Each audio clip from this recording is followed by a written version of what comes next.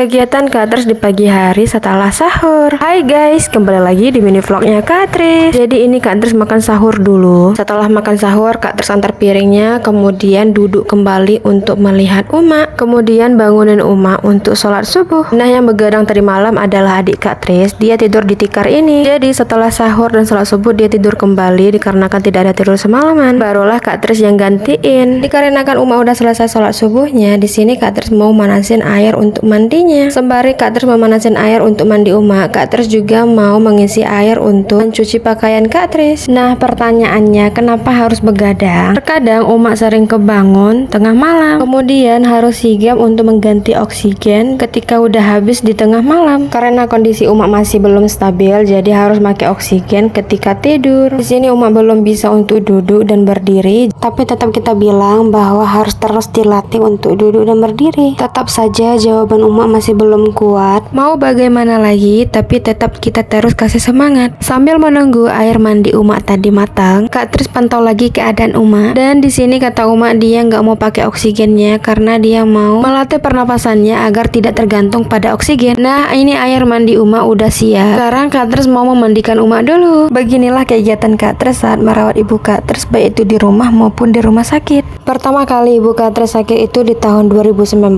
kemudian dirawat dan alhamdulillah sembuh. Kemudian dirawat kembali di tanggal 25 Desember 2024. Maka dari itu Kak Tris pulang untuk merawat Uma di rumah sakit. Setelah 2 minggu dirawat di rumah sakit, yang awalnya dirawat di Yarsi Kabupaten, kemudian dirujuk ke rumah sakit ternama di Kota Padang. Setelah dinyatakan boleh pulang, kami pulang ke Pasaman Barat lagi. Dan cuman seminggu di rumah, Kak Tris harus balik lagi ke Muko-Muko karena nggak mungkin lama-lama meninggalkan suami dan harus masuk kerja juga. Tapi di saat kerja pun pikiran Kak Tris ke ibu Kak Tris terus, dan pada akhirnya dirawat kembali di 12 Februari 2025. Tapi kali ini rujukannya ke Bukit Tinggi, dirawat hingga tanggal 18 Februari. Kemudian di tanggal 19-nya di saat jalan pulang ada suatu insiden sehingga Kak Tris harus pulang hari itu juga. Jadi malam Kamisnya Kak Tris sama suami berangkat dari Muko-Muko menuju Padang, dan dari Padang ke Pasaman Barat. Maka dari itu Kak Tris sekarang masih di kampung untuk merawat Uma Kak Tris. Mohon doanya teman-teman, semoga ibu Kak Tris cepat sembuh. Thank you for watching.